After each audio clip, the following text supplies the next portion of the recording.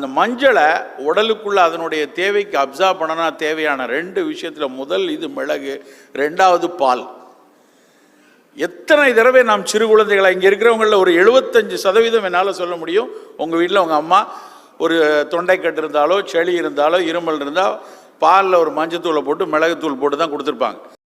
இந்த பாலில் மஞ்சத்தூள் போட்டு மிளகு போட்டு சாப்பிட்டா புள்ள நல்லா இருக்குன்னு தெரியும். அதுதான் அக்கறை, அதுதான் அன்பு, அதுதான் அறம்.